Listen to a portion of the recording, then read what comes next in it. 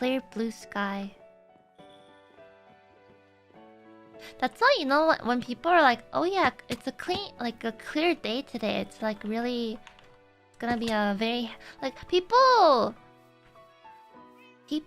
relate like really clear days to happy and like positive emotions, but for me it's like the opposite. It's like, man, it's so bright, it's so empty.